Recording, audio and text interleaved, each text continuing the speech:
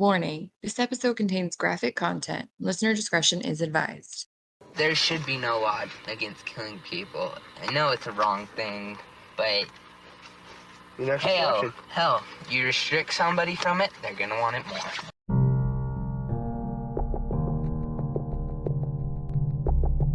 Hey guys, I'm Amanda. I'm Melissa, and this is Dark and Twisties. Dark and Twisties is a weekly crime and creepy podcast hosted by two best friends who uncover some of life's twisted moments. Bringing you a dark dose of serotonin and self-care sprinkled with a little humor, we run you through the facts all while dropping our unprofessional opinion. Follow us on Instagram at Dark and Twisties Podcast. Find us by searching Dark and Twisties on Spotify and Google Podcasts. And join us as we unravel our latest dark and twisty obsession. Stick around after the story to hear our thoughts on this case.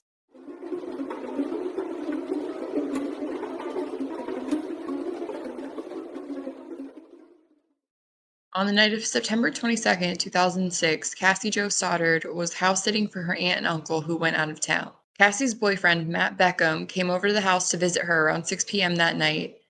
Later on that night, classmates of Cassie and Matt, Brian Draper and Tori Adamsick, came over to hang out with them for a little bit. Cassie decided to give them a tour of the house, which included a tour of the basement. The four of them decided to sit in the living room watching Kill Bill Volume 2, but Brian and Tori decided to leave before the movie ended, stating that they wanted to watch a movie at the town's movie theater instead. Before Brian and Tori left the house, they unlocked the basement door so they could re-enter the house later on undetected. Shortly after leaving the house, Brian and Tori returned to the neighborhood, parked their car down the street, and put on costumes consisting of dark clothes, gloves, and white masks. They quietly re-entered the house while Cassie and Matt were still upstairs watching TV. They intentionally made loud noises in the basement, hoping one of them would come downstairs so they could scare them. When neither one came downstairs, they found the circuit breaker and turned the lights out. Matt and Cassie still didn't come downstairs, so they turned the lights back. Cassie started feeling uneasy about the sudden power outages, and Matt noticed that one of the dogs kept staring down into the basement and barking and growling randomly. Matt noticed that Cassie was feeling uneasy, so he called his mom, asking if she could spend the night there with Cassie, but she denied the request and offered Cassie to spend the night at their house instead, and that she would bring her back in the morning. Cassie didn't feel like this would be responsible of her to leave the house she was supposed to be watching and declined Matt's mom's offer. At approximately 10:30 p.m., Matt's mother came and picked him up, leaving Cassie alone at the house. Matt called Tori's phone to see where they were to possibly meet up and hang out with them later, but told Tori he could barely hear him since he was whispering on the phone, and Matt just assumed they were in a movie theater. From the basement, Brian and Tori heard Matt leave, so they turned the lights off, hoping Cassie would come downstairs to figure out what was going on. When Cassie didn't come down, they decided to go upstairs. Brian was armed with a dagger-type weapon, and Tori was armed with a hunting-style knife. They slammed a closet door to scare Cassie, who was laying on the couch in the living room. The boys then brutally attacked Cassie, stabbing her approximately 30 times, with 12 of them being potentially fatal. The murder weapons were purchased at a pawn shop by 18-year-old Joe Lucero. Throughout the investigation of the murder, police found out that Brian and Tori had recorded themselves planning the murder. The video footage was shown at their trial and used as evidence. Brian and Tori were arrested on September 27, 2006, and charged with first-degree murder and conspiracy to commit first-degree murder. During the interrogations, the boys constantly blamed each other. Brian claimed he was in the room when Tori murdered Cassie, but didn't actually stab her. He later led investigators to Black Rock Canyon, where the boys disposed of their clothing and the murder weapons. On April 17, 2007, Brian was found guilty, and on June 8, 2007, Tori was found guilty. On August 21, 2007, based on being convicted of first-degree murder, each of the boys received a mandatory sentence of life in prison without the possibility of parole, and 30 years to life for being convicted of conspiracy to commit murder. Brian and Tori are both serving their life sentences at Idaho State Correctional Institution.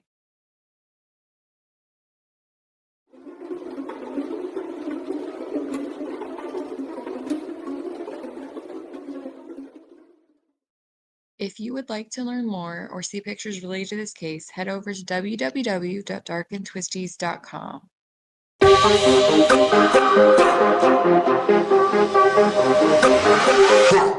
Today, it literally took me, I don't know, I think it was like 4:30. I said I was going to ground myself to finish research. I found the entire court documents all the way up until like the trial. And Did you read them all? I went through the entire thing. Oh my God. My notes, 9 pages. 9. My notes are 1. So I have like the transcripts of all of the videos that they found. Well, shit. Let me see. How many pages is this document? 240 pages. And it includes both Brian and Tori. So it gives like anything that they filed motions for, or like, and then their entire statements, like the first statement they ever made, and then like Matt's statement. Man, I went through so much shit today. See, you did more research than me. Yep.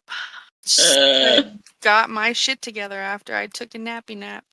You really went all out. Like, just the whole conversation of everything they said. Isn't it just great, though, how we're doing another case about, men and their audacity? Well, I mean, these ones are technically boys. Okay, well, boys and their audacity. Boys and their audacity, the kids who did the Columbine shootings were their idols. Yeah. Those kids, they put chaos on an entire school. And, like, those are the people that you look up to. You probably should have picked some better idols. Well, they should have picked some better idols from the very start. Like, maybe Jesus. Yeah, Jesus would have been a really good one to pick. Jesus would have been a great friend to have. Because he probably would have looked at you and been like, not a great idea. That's going to be a no from me. Maybe don't do that. No, not that either. Jesus would be like, I know you want to be a serial killer. Just have a bowl of cereal. Instead.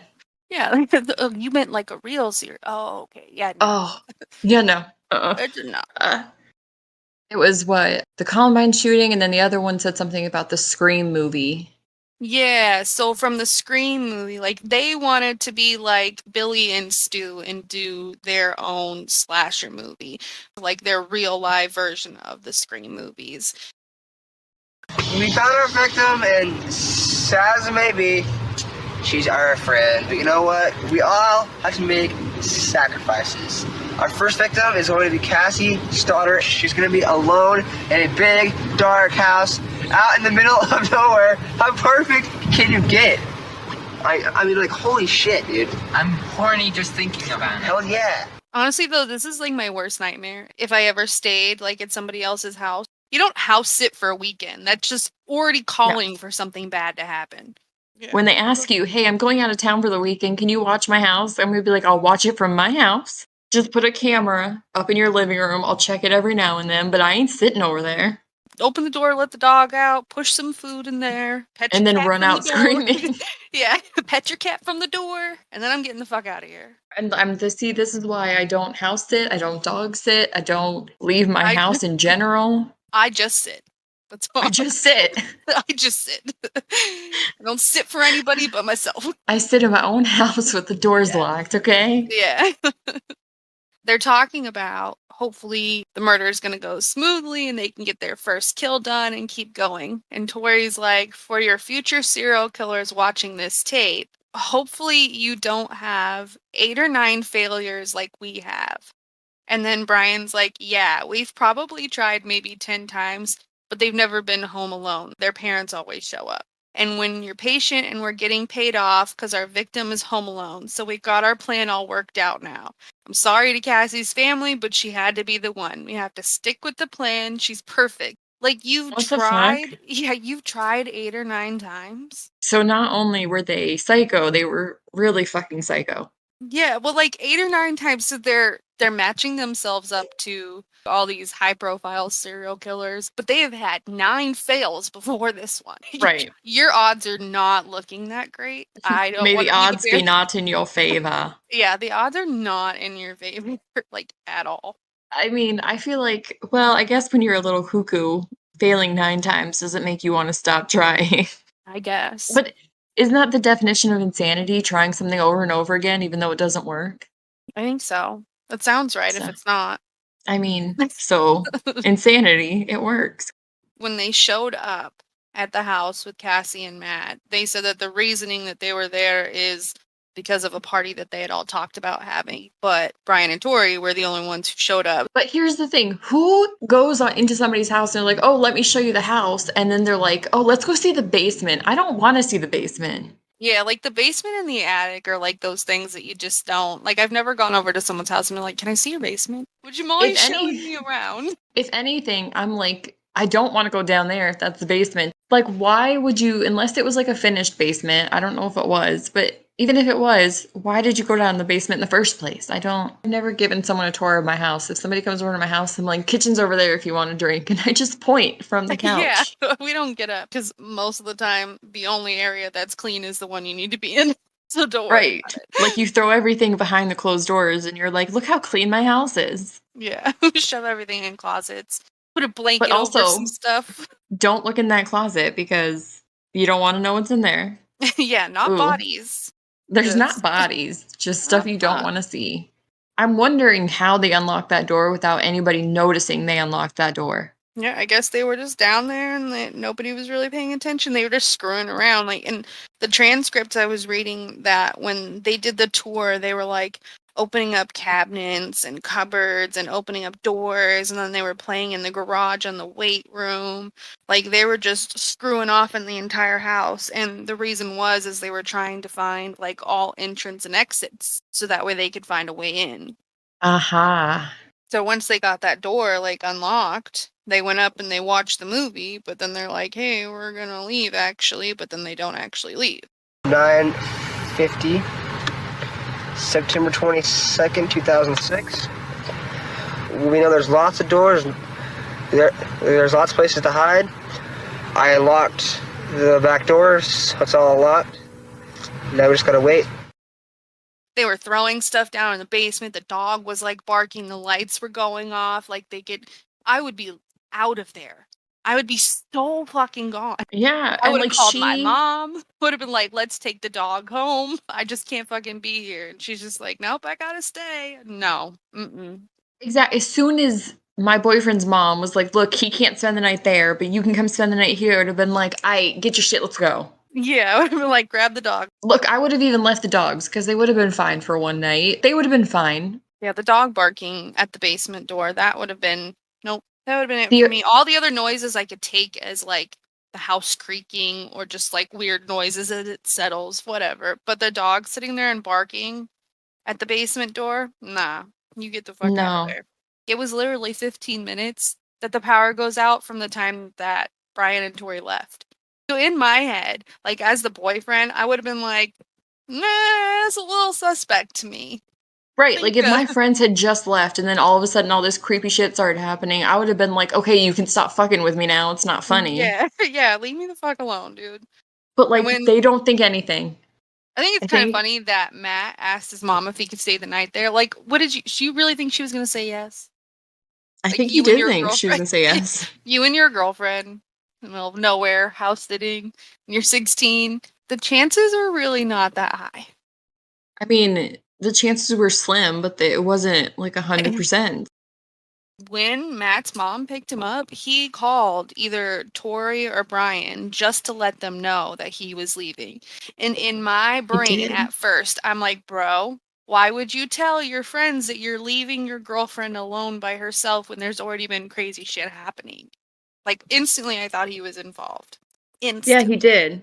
I don't remember who he called. Let's see. I think I wrote it down. He called, I think, Tori. Yeah, I think it was Tori. That big old document that I read, one of their statements, he says the reason why he called them was that when Brian and Tori were getting ready to leave, they were talking about Matt going and spending the night at Tori's house. And so Tori told him that if he needed a ride, just to call him and he would come and pick him up. So he was like, I'll call you and I'll let you know, like, if my mom says I can go ahead and stay the night over there. Well, once he got denied for, staying with Cassie, I guess his mom said, no, you're not going to Tori's either. I wouldn't. I'd be like, no, you're probably lying. Like, you just want to stay the night there, so you're saying you're going somewhere else. Like, nice try, kid. He called them to tell them, like, hey, don't worry about coming and picking me up. I'm going to go home instead. Like, I can't stay the night. So then I'm like, okay, that makes a little bit more sense. I just found that so weird. Like, that's super strange to me. Yeah, because he called him, but then he ended up telling Tori, like, dude, I can't hear you. You're talking really low, because he was whispering. So Matt just assumed that they were in a movie. Yeah, he just assumed that they actually had gone to the movies, when in reality, they're just right down there in the basement, hiding in a little storage shed. Like a bunch of weirdos. They were just waiting. They were waiting to murder your girlfriend, which is extremely sad that... See, here's the thing that I want to know. Cassie was afraid because of them sitting there turning out the lights and all the making the noises. So Matt originally wanted to spend the night over there. What were they going to do if Matt spent the night?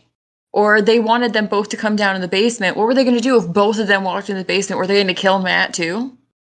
I mean, I guess they would have. Yeah, so they would have. So in the beginning, on the 21st, in one of the videos, they have a conversation. They talk about how they found the victim, and it's sad that, she's their friend, but you know what? They all have to make sacrifices. And they say that our first victim is going to be Cassie Stoddart and her friends. Because they're thinking at this point, I guess a week before this happened, they all talked about how Cassie was going to go and house sit and that they were going to have a party there. They were going to go and do this to whoever was at that party. There actually was no party. And it's just the four of them, her and Matt, and then the boys. Then they're like, okay, well, if when we leave and we come back, we'll just have to kill Matt too. Like, if he's the only one that's there, we're going to have to kill him also. Yeah, so what? They originally went over to kill a bunch of people. Yeah, they planned on killing a bunch of people because then they're talking about, they heard some other news about, and they don't say who this person is, that she was going to be home alone from 6 to 7. So they were thinking about going and killing her first and then driving over to Cassie's thing and scare the shit out of them and then kill them one by one. So that was the plan. Like, they had planned this whole night of just chaos, doing whatever it is that they needed to do to get their, recognized slasher fame that they were looking for. Oh, little psychos. Yeah, just little psychos. Little psychos. And then he even says it there. He's like, ew. Ew. Ew. First of all, you're 16, so shut up. Yeah. First of all, you're 16, so shut up. Second of all, ew. Brian's like, we're going to be murderers, like Ted Bundy and the Hillside Strangler, the Zodiac Killer. And Tori's like, those people were more amateurs compared to what we're going to be. Like, bro, let's be realistic. First of all, you're going to compare yourself to the Zodiac Killer? Like, first of all, here's the thing. Ted Bundy and the Zodiac Killer and all the other serial killers didn't get caught after their first murder. So who's the amateur here? Because you for sure got caught. Yeah, they didn't break after their third interview. And Brian says, murder is power. Murder is freedom. Why does that sound like the chant for like a cult? What is it from the McDonald's murder is murder? What is it? Oh my god. Acid is groovy. Oh yeah, there you go. Murder is power. Murder is freedom. And acid is groovy. Okay? That's all you need to know about life. That legit sounds like it could be a chant that a cult would say. Yeah. I'm not even kidding. Just standing around in a circle. Oh, like the cult fireplace in that other murder. Yeah. When they were just standing at the fireplace. That's what they were chanting. Murder is power. Murder is freedom. Bro, you're not free now. Like, no. You got no power. You got no freedom. Matt leaves. And they start turning the power off again. Because they were trying to scare her into coming down into the basement again. Mm-hmm. And, I mean, I know if that was me, I would have just, stayed on the couch and pretend like it wasn't happening. Because fuck no. They're in the car, and it's 9:50 on September 22nd. And, unfortunately, we have the grueling task of killing our two friends, and they're right there in that house down the street. Like, you made the task of yourself, bro. Right. Not a grueling task, bro. You decided this whole thing yourself. Nobody else asked you to do this. No, nobody's paying you to do it. You just decided to do it. So it's not a grueling task. It's a task you want to do. I wouldn't even call it a task, really. I feel like calling it a task is kind of inconsiderate. It's not a task. Yeah, not even a task. They say, we checked out the whole house. We know there's lots of doors. There's lots of places to hide. I unlocked the back door. It's all unlocked. Now we just have to go wait. And yep, we're really nervous right now. But, we're ready. I just killed Cassie. We just left her house.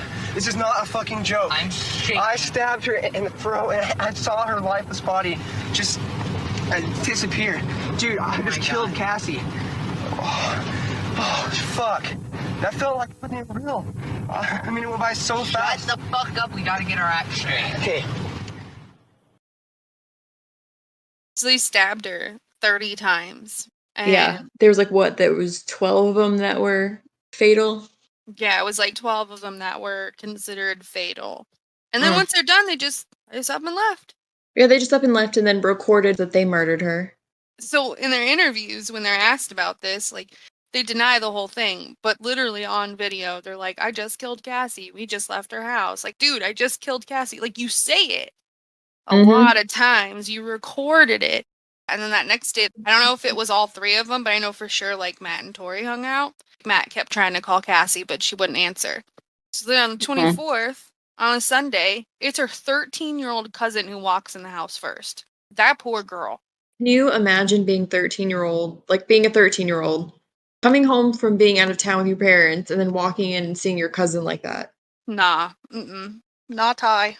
Her parents have some hefty therapy bills. Oh, for sure. Like, really traumatized. I don't think that I could ever walk into something like that and then just have a normal life afterwards. Oh, no. You're a bunch of fucked up after that. Yeah. I mean, losing anybody close to you, it's gonna fuck you up. But seeing that at that age, being stabbed 30 times, I have to assume it wasn't a very pretty sight to walk into. Yeah, it was all over the carpet and then the walls. They took so much blood evidence. It was clearly everywhere. God. But, like, there's a shit ton. It's like 5 different pages. The carpet from the living room, like, blood drop kitchen sink, blood drop stain bathroom sink, blood drop stain main bathroom. The only area of the house that was a disaster was the living room. Nothing was disturbed. Nothing was taken. They ruled out burglary. Why does this thing say item type body parts in the living room? What body parts? Oh my God. So that's just Right? how they identify that there was a body, or if that's how they, like, categorize it. So they're like, this was something else that we found in the living room. It's a body. Even though it's like, duh, of course there was a body there, they still have to add that onto the evidence list. And so they put body part and body parts just in case things are spread out and they have to, like, label it differently. I was so confused. I sat there and I'm like, body parts? What? I saw that and I was like, body parts? Wait. Oh my God. You said parts? I don't like it. There was multiple parts? Oh my God. It's supposed to be one part. What is happening? Please explain. America, explain. I feel a little bit better now because, It makes you feel, you're like, oh, that makes sense. I'm telling you, my heart kind of, my heart sunk a little and I was like, what? So there really was blood everywhere. I wonder if that was from them, like, walking with the weapons. I mean, it's either that or they literally just went on a stabbing fest, like a slasher film. You know what I mean? Like, that was their goal. Yeah. That was their goal. Yeah. So I think the amount of blood, that was what they were going for. Yeah. Which also, can we talk about the fact that their weapons were bought at a pawn shop by somebody else? Yeah.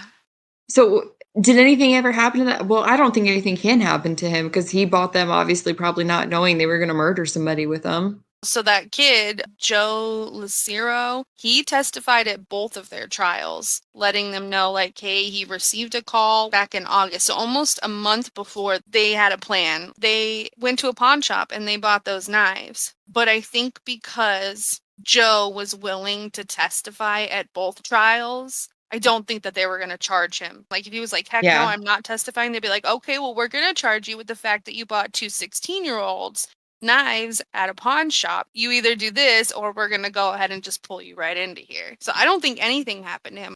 Also, I just want to say that you can tell that this happened in the early 2000s because their Pink Floyd CD was a burned copy. They LimeWired that. How many people listening don't know what burning a CD is? Or if you wanted something to be the ringtone on your phone, you had to wait for it to come onto the radio. As soon as I saw that it said burned CD, I was like, ooh, early 2000s. Ooh, you got me right in the heart. You right back to them good old days. Matt, since he was the last person to see her alive, instantly they're like, nah, it's him. But when his parents had picked him up, they went back home, they watched TV until like 3 a.m., and then they went to bed. So, like, between his phone and, his parents, there's no way that he did this, especially because he didn't have a car.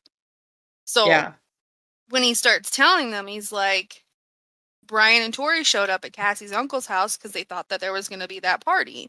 And when no one else showed up except for them, they all just decided to watch the movie. Matt states that they didn't watch the entire movie. They were talking about possibly going to the movies to see the movie Pulse, and that Matt was going to see if he can call his mom and spend the night with Tori, and that he could come back and pick him up if he needed. So Matt said that was literally the last time that he saw them and assumed they just left. Matt didn't even know what had happened to Cassie until Cassie's mom had called him on that Sunday asking him what he had done to her daughter. So, like, that's what I would have done. As that mother, I would have been like, nope, he was last one there, not playing that game. Yeah, exactly. I would have instantly blamed him. Yeah, I would have been like, you were the last one there, so you're going to tell me you have no idea?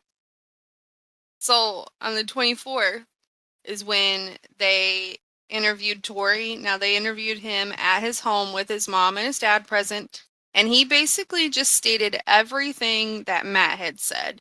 Like, they thought there was a party there, so they went over there, and when nobody had showed up, they watched Kill Bill 2. Then they said that they didn't stay, for the movie. Noticed that nobody was there, so they left to go to the movies instead.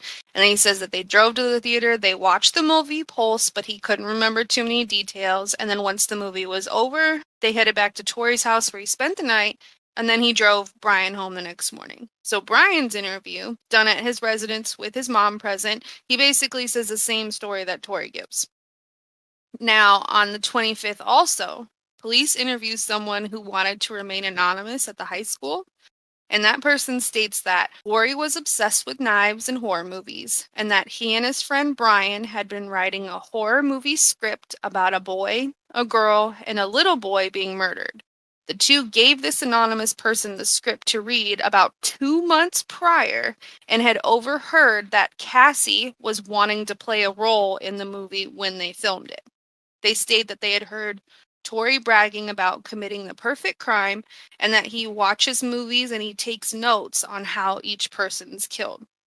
He also said Tori likes to pretend to stab people at school, and then he tells them that he knows that Tori, for a while, for like the past 2-3 years, has had a crush on Cassie. Now, Matt and Cassie had just been dating about 5 months, so it sounds like jealousy.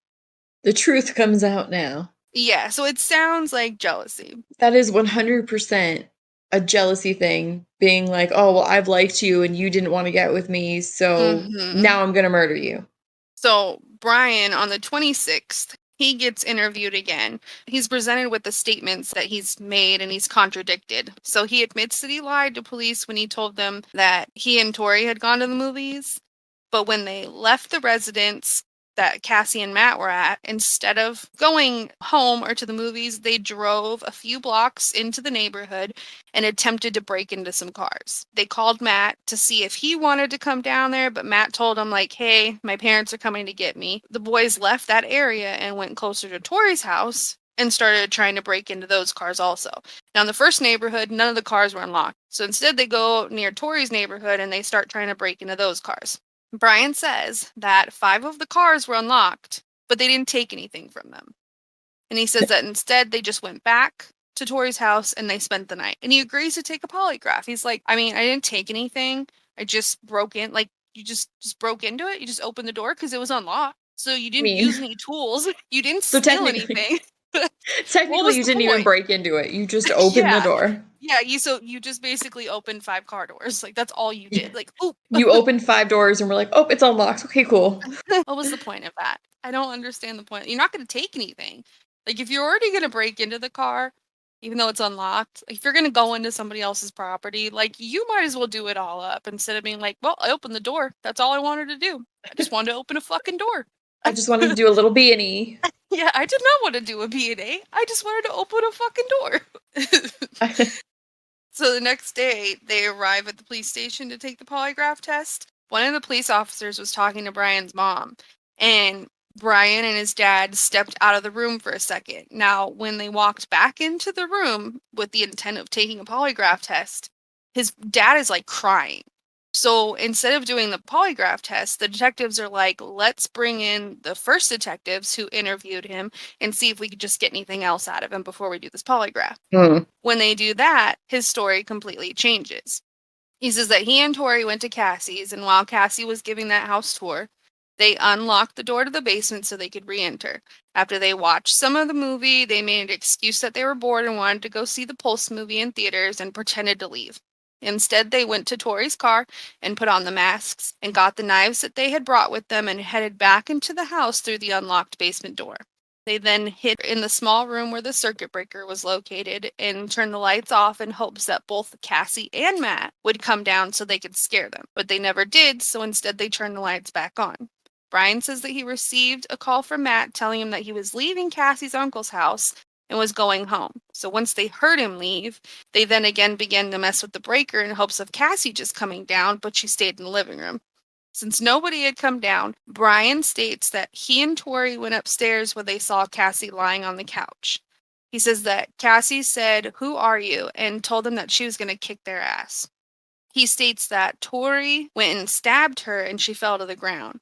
Brian says that Tori looked at him and said, "I don't know what I've done, but we have to kill her," and then goes back and stabs Cassie some more. They then left the residence and headed back to Tori's house where they got a blue trash bag and they left. They stopped at a gas station to get some matches and then they headed to Black Rock Canyon. They walked up a trail a little bit and then burned the contents of the bag along with their clothing and headed back to Tori's house. So everything you basically told us in the beginning was a lie. So Right. just literally everything. And their stories were so consistent. Their first stories, they just start recording themselves after, and Tori's like, "Shut the fuck up. Like, we got to get our act straight." And Brian's like, "It's okay. We'll just buy our movie tickets now." And Tori's like, "Okay." Like, you can tell that after that, they had to have come up with like an elaborate plan. And they were pretty good at sticking to it in the beginning. If they weren't questioned, like if there wasn't anything contradicting them, they were playing it off as that they didn't do anything. And so everyone here is like, it's not Matt, it's not Tori, it's not Brian. Like, who the fuck did this? Yeah, but I'm sure like them having such like a concrete story that's exactly the same is what made them suspicious, because that is like one of the telltale signs that something is rehearsed.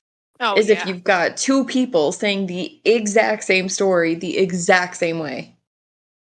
The same day that Brian finally kind of gives his recollection of what happened, he takes the police to the location in the canyon where they burned the evidence, and they find the costumes, the knives, the videotape, and a partially burned letter that states, they were only able to read a little bit of it, and it says on there, "Brian is going to kill Cassie, home alone. Stop runs into Tori. We murder Cassie. Kill her, killing Matt." In one of the videos, one of the boys is like writing out how they're going to plan this. So they think that paper that they found was this. And it's basically just detailing out the plan. Like, if Matt's there, we have to kill him too. Literally detailing the entire plan like a script. And they find a burnt portion of their slasher film script. See, that's just the more that I learn about these two, the more they're psycho shows. Well, they're also really stupid because very fucking stupid. So literally like an hour after Brian takes the police to the location, Tori gets re-interviewed about his knowledge. And he states that he did lie about the movie, but gives the same details about these fake burglary attempts as Brian did. But when he's confronted about the knowledge of them leaving the house and going to the gas station at about 1, he states that they loaded up Brian's shovel into Tori's vehicle and stopped to get some matches because he's a smoker. And then they headed back to Black Rock Canyon where they just got out of the car and smoked. Tori believes that Brian took the shovel out of the car, but he doesn't know if he dug any dirt. What did you bring the shovel for in the first place? Like, you're basically saying that you committed this murder. Like, you've got matches when there's burned shit there. You've got a shovel. You don't know if he dug? Like, you know he took the shovel out, but you don't know if he dug any dirt? What he took the shovel out to hang out with it. That's all. So when he got confronted with the possibility that everything he was saying was surrounding that they had killed Cassie, he's like, whoa, I want an attorney. And then the interview ended.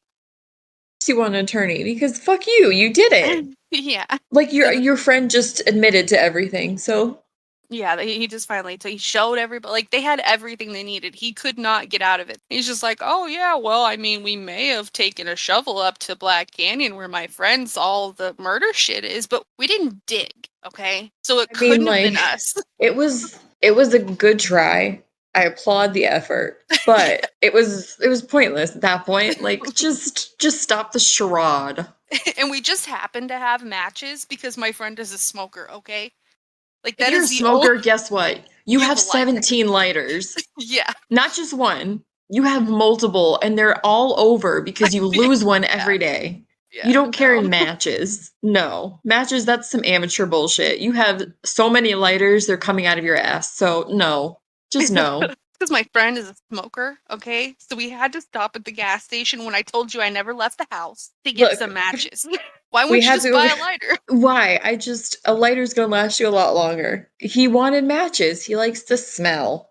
Yeah, he wanted to strike something. No, that was a part of the gimmick.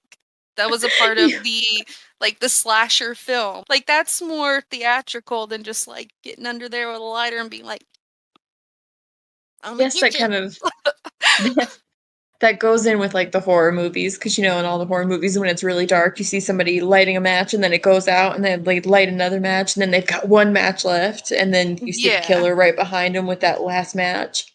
Yeah, like, it's literally that was basically just a charade. Like, look. Good. I swear. And the funny thing is that if any of those cops were smokers, they heard that story and in their head they were like, fuck you. You liar. I've never used I a got match in my life. I got 5 lighters just in my back pocket. Fuck off. I've lit my cigarette on the stove before I would find a match. Like, get out of here. Dude. Same. Electric stove and all. Yes, you just put it on the burner. Yeah, there's no And way. then you put your face a little bit too uncomfortably close to the burner where you start feeling the heat melt your eyebrows. Yeah, that's how you Good lose your times. eyelashes. Who needs eyelashes? Fuck you, Tori. It was not the smartest. And the thing that is so weird to me, and this will never make sense to me, and no matter how much is explained, it'll never make sense to me. So he hung out with Brian and Tori the next day, Matt did, and he tried calling Cassie and she didn't answer the whole day, and he didn't think of going to check on her. So they questioned him. They asked him that. They're like, well, why wouldn't you go down there? And the reason why Matt didn't go down there was because he didn't have a car himself. His mom was at work and she had the family car, so he couldn't borrow that one. He asked Tori while he was with him if he could take him down there because he was worried because Cassie wasn't answering. And Tori told him that he didn't have the gas to drive all the way out to where she was at and all the way back, that his car would run out of gas by then. And neither of them had money to pay for the gas. So that was why he was just unable to go down there. I would wait until my mother got home from work and be like, look, I haven't heard from my girlfriend all day. I'm really worried. Can you just take me over there real quick so we can check on her? Oh, for sure. Like, I would have been asking everybody. I would have been trying to find money to borrow, especially considering you were just there while creepy shit was happening and then you just left her. And now she's not. Right. Like, that's just cause for concern. No. I mean, too many red flags for you just to be like, meh, she's fine. Especially because when he left the night before, he even said that he noticed that she was freaked out, which is why he wanted to spend the night with her. Mm-hmm. And then she doesn't answer the phone at all the next day after all this creepy shit was happening at her house. And then you're just like, oh, well, no one has gas. It's okay. I'll talk to her some other day. Yeah, he was like basically waiting until Sunday when she A, got home, or B, like Monday at school. Like, Right. he just disregarded the whole situation. So they both got arrested and charged with 1 count of first-degree murder and 1 count of the conspiracy to commit first-degree murder. And they both had $1 million each for their bail. Both They of ain't their getting out on lawyers. bail. Yeah, they're not getting out on bail. So they enter the videotape into evidence, and it shows the clips of them talking about committing the murder along with the aftermath. So both of their lawyers tried to put in a gag order on the videos to be removed from evidence. They also state that since Cassie was found, the speculation that Brian and Tori had participated was a hot topic in that area, that city, which would contribute to them not having a fair trial, since most of the jury that was going to be considered to sit on that jury would be living in that county and surrounding areas. They also stated that the media wasn't helping either because they were constantly providing articles to the public that it would make it sound like the boys were already found guilty before the trial had even started. So they filed the motion to allow the boys to wear civilian clothing, stating that if they arrived in the jail attire and restraints, it would show how dangerous they are, and it would take away from their fair trial. They also tried to get the presiding judge taken off of it because the judge's wife was a teacher at the school that they all went to. And her son attended the vigil for Cassie. They said that it cast a bias on the judge and his determination of the crimes that they committed. So they asked that he resign from the case and allow for a more fair ruling. But the court was like, no, and ruled against all of the motions that they had put on there. So listen, they're asking a lot for people who just murdered somebody. Murdered somebody, videotaped it, confessed to it, and they're like, look, is it okay if we just wear our khakis? I just want to wear my khakis and blue shirt, okay? That's all I want at this trial. Like, I know I just murdered somebody, but, like, could I get, like, some pizza rolls or something? Yeah, can I get a steak? Medium rare. And also, can you get me some, like, a McDouble, no pickle? Yeah. Like, they're asking a little too much here. So the only motion that the court did grant was to have the two trials separated from each other. They did grant that one to be like, okay, we'll go ahead and do that. But they also had a psych evaluation, both of them. And on that evaluation, they were both determined that they were of sound in mind when they decided and they executed the murder. So they get a preliminary hearing and they're officially charged. So they get charged with one count of murder in the first degree, which states that between the 22nd and the 23rd of September, they did kill and murder Cassie, a human being, by lying in wait or torture when torture is inflicted with the intent to cause suffering, to execute vengeance, or to satisfy some sadistic inclination, or which is perpetrated by any kind of willful, deliberate, or premeditated killing by purchasing knives and stabbing Cassie, causing injuries to her that she died from. So then they also get the conspiracy to commit murder because they recorded it and they planned it. So they get both of them. They get not just the count one of the first degree, they get the conspiracy too. The prosecution says that the teens murdered her in an attempt to achieve fame in the same manner as the Columbine killers. Mm-hmm. Which is exactly what they said they wanted. Yeah. Well, they both were found guilty and received a mandatory life sentence in prison without the possibility of parole for the count one murder in the first degree, along with 30 years for the conspiracy. In 2011, Brian's attorneys asked that his conviction to be vacated or given a limited life sentence. What's a limited life sentence? So a limited life sentence it basically just gives him more legal room to like file appeals versus where they're like, they look at it and they're like, you got no parole. Brian's attorney asked for that and they're like, no, we're not going to give you a limited life sentence. They did, however, grant him the vacating the conspiracy to commit. So he got the 30 years taken off, but he still had the life with no possibility of parole. But see, that's the thing. I don't understand why he would even care about not having that one, because you're in there for life anyway. What is that 30 years even going to do?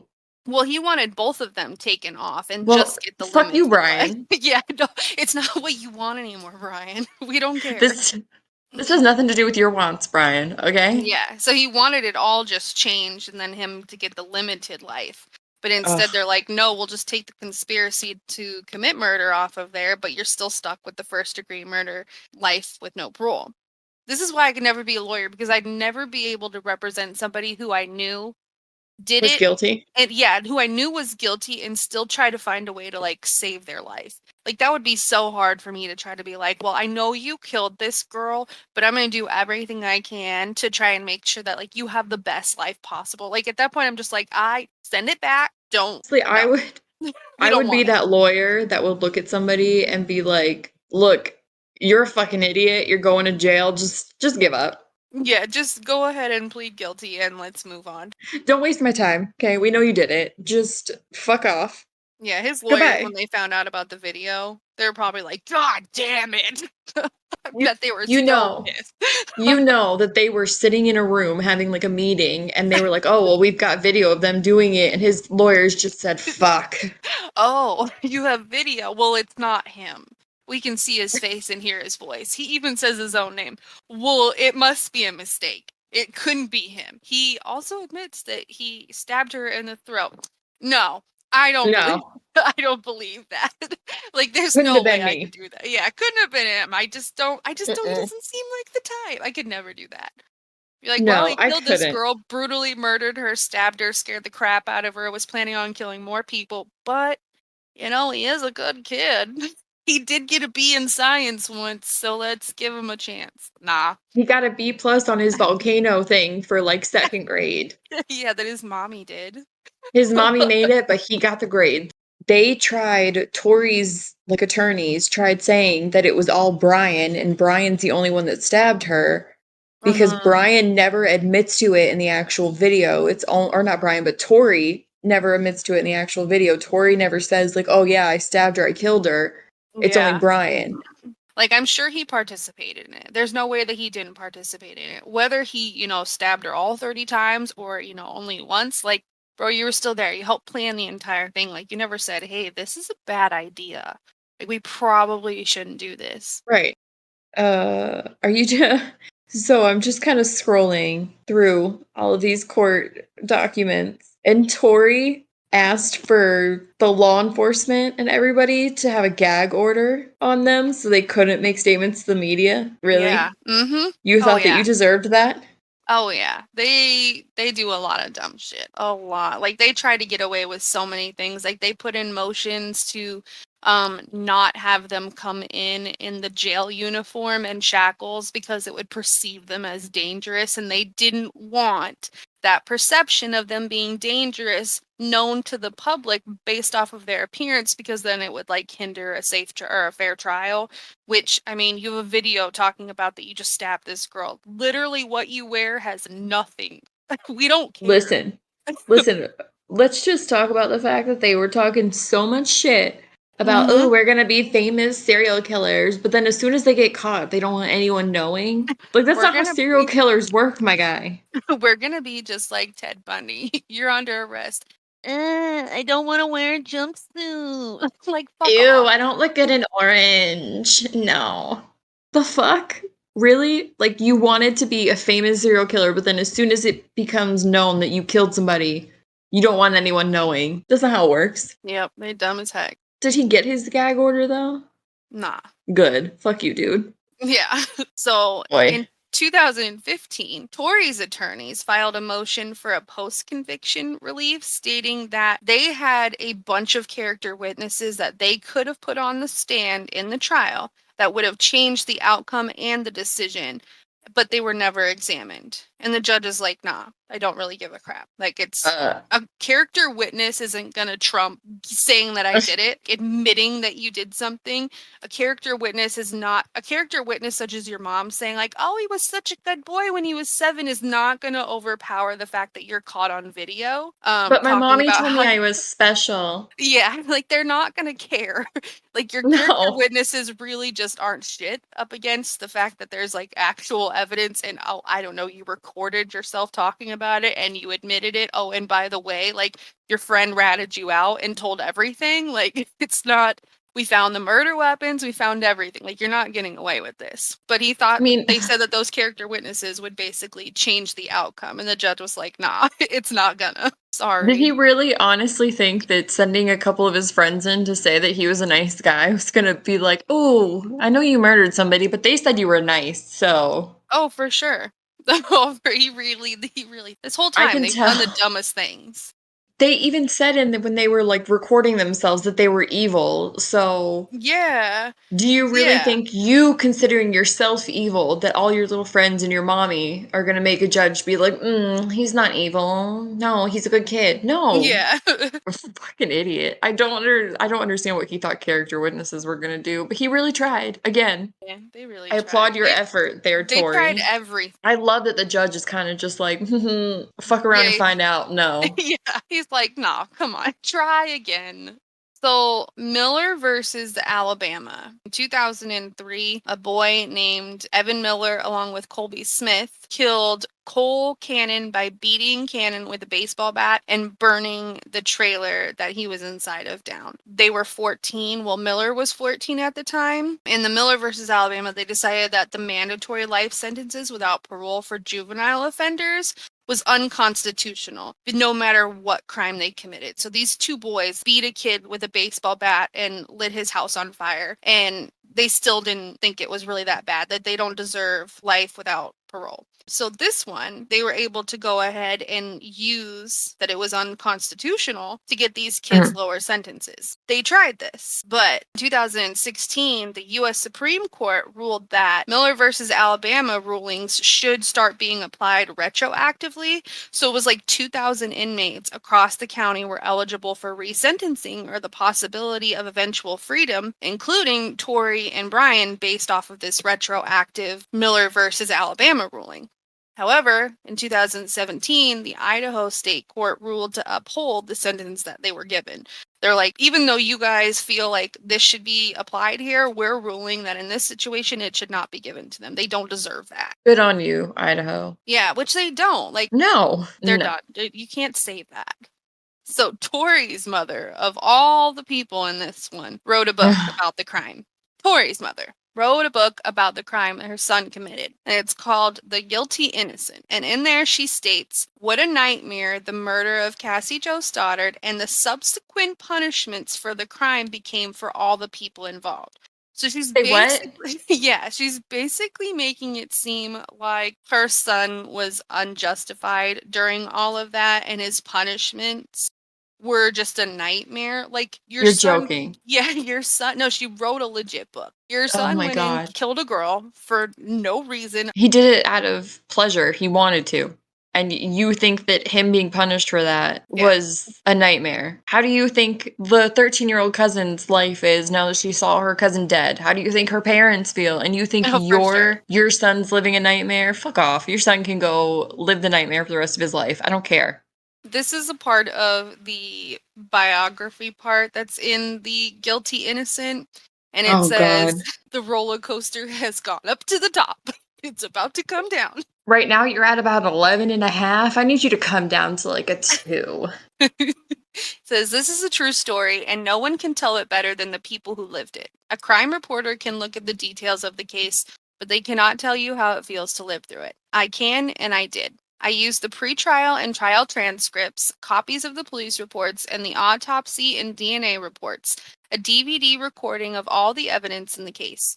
I've done copious research. I don't think I said that wrong. Copious? I've done a lot of research, but more importantly, I take readers step by step through what it feels like when your 16-year-old son is accused of first-degree murder. All the odds are stacked against him, and his defense is in the hands of attorneys who you can't fully trust to come through for you. 16-year-old Cassie Jo Stoddart agreed to house sit for relatives for the weekend of September 22nd, 2006. It was something that the teenager had done before, but this time something went terribly wrong. When the family returned at the end of the weekend, they found Cassie lying on the living room floor, brutally stabbed to death. Detectives focused on 2 of Cassie's classmates who had briefly visited her on the night that she was murdered. Tori and Brian. Initially, the boys denied their acknowledgement of the crimes, but after 2 separate interrogations, Brian told detectives a chilling story of murder straight out of a horror movie. The 2 boys were immediately arrested, and a shocking videotape was discovered that seemed to depict the 2 teens not only planning a cold-blooded murder, but celebrating it. It seems as though these 2 committed murder. Like, it's right there. Ma'am, it didn't seem like anything. It did happen. Yeah. I was just reading some of this, like it's a preview of the book. And she Mhm. basically is talking about how Tori's attorney told them, like, hey, you guys have 2 other children. You need to focus on them. Let Tori go. Oh, And yeah. she said, she goes, I knew right then that I was going to write a book. I wanted people to understand. What? That was So the you first wanted thing to you thought. monopolize on it? That's the first thing you Yeah. thought when they said, let your other son go was, ooh, I'm going to write a book. Yeah. Oh, you want to take my son? Well, I'm going to write a book. What the fuck? Is's community outrage was strong and immediate. The police demanded justice. But was the video actually what it appeared to be? A cold-blooded documentary that detailed the plotting of Cassie's murder, or something else entirely? Could anyone uncover the truth in time to convince a jury that sometimes things aren't always as they appear to be? Uh, I don't know. This Well, is, it says, in the victim impact statements, we were told there was only one victim. I say that is not true. We were all victims. My son is innocent. He did not kill anyone. He did not intend to kill anyone. What? Bitch. like, I Are feel you bad. Like, I okay? feel for her. I couldn't even imagine my child admitting that they did a crime. Like, I know for a fact I'd be like, no, there's no fucking way. But writing a book on it and trying to compare your nightmare up against one where they can never see their child again. Like, you can see yours. Unfortunately, it's behind a glass, and like that sucks, but he made his choices. However, there's a brother who's never gonna see his sister again. He lost his sibling. There's a mother who's never gonna see her daughter again. It's really Exactly. just, you can't compare the two. And for her to, like, I don't know. And this other, I keep reading. I need to stop reading because it's pissing me off. But this one says, Cassie, a 16-year-old girl, was murdered. That is a tragedy that most people will never experience. My son is gone too, and I will spend the rest of my life watching him die a slow and painful death in prison because of Brian Draper. Brian killed Cassie quickly, but he is killing Tori slowly. Oh my God. Bitch, like, are you that delusional? Yeah, she's I really really. just. This book takes readers behind the scenes of a trial where prosecutors cared more about the public opinion than the truth. The defense attorneys, who never argued a murder case, were in over their heads, and a young boy's life hung in the balance. My experience as a mother, up until my son was arrested, was blessed. My husband and I had 3 beautiful children. They were healthy, smart, responsible, caring people. They did not fall into the traps of drugs and alcohol. They were good students. They had good friends. I've always been a writer, so the idea of writing this book came naturally to me. I began for a simple reason that I had lived through a horrendous ordeal and I ached for someone to confide in. But reliving the most painful part of my life was extraordinarily difficult. Ultimately, the only reason that I was able to preserve was my deep belief that this story was important and needed to be told. So, not Cassie's story. She's not worried about Cassie's story.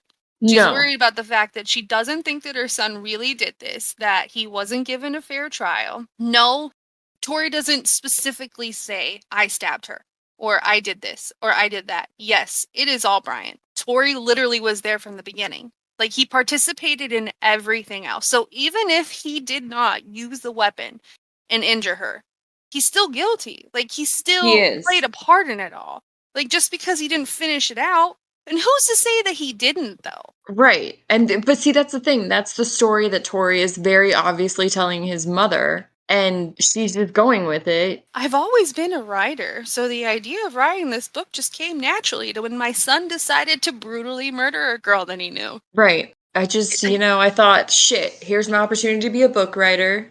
Who thinks that? Someone in the comments says, I kind of like this book for 2 reasons. It offers a fascinating look inside the delusional mind, for one, that Tori at least participated in the murder in some way immediately obvious to any other objective party. But the book's other merit is that Shannon is a talented writer. Tori is clearly not innocent, but that's exactly why this book is worth reading. His mom goes into ridiculous lengths to discredit incredibly damning evidence, although she shows a marvelous little reaction to the infamous video, even presenting Tori's "I'm horny just thinking about it" line without comment, and it's hard to look away. Like, I get it. As a mother, I would be the same way. But, like, stacked up against that, that's embarrassing to write a book. Like, it's gotta be hard being that delusional. And I don't say delusional, like, in a bad way. It's gotta be awful, but she's clearly delusional. Like, I don't... Very, yeah. Even if my son had given me all that, was like, no, I really didn't do it. Like, there's no way you could convince me when there's videotape. I can't do it. Like, maybe at first, before, like, all of the evidence came out and it was very obvious that you were involved, I would die on that hill and be like, my child didn't do this. But then as soon as that much evidence is pointing at them, I'd be like, look, I love you, but I know you're guilty. Yeah. You're gonna serve time for what you did. Even the fact that he says, I'm horny just thinking about it. Like, clearly he had no objections to murder. Exactly. And just because we have made it like a thing to wonder about the crime scene, I made sure to look in to see what happened to that house. So, after Cassie's family called the police, they were given temporary housing for a little bit. They were given help with cleaning up the scene. They tried to stay there and they just couldn't do it. So they never went back to the house. Oh shit, so they said fuck that. So every year they have tried to sell the house, but they were unsuccessful. So 2006 to 2013, the house is completely vacant. Then it finally gets sold in 2013, but then gets put up for sale 2 years later. In 2015, it's occupied again all the way until October of 2019, where it then was put up for sale and sold again in 2020. And per Zillow... Shit, you can look it up on Zillow? Yeah, I even have the address in there. Oh my, I'm searching it right now. Per Zillow, like, it's not been put up for sale since June of 2020.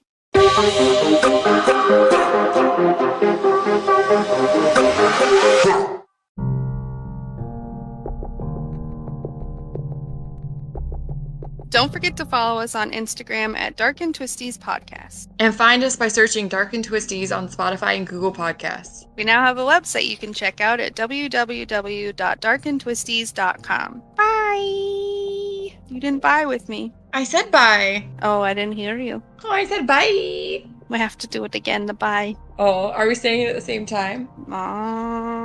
Yeah, kind of, I guess. Are you going to count it down? Yeah, I'll count it. Ready? Okay. 3, 2, 1. Bye. Bye. That's the best thing ever. Oh, that shall work.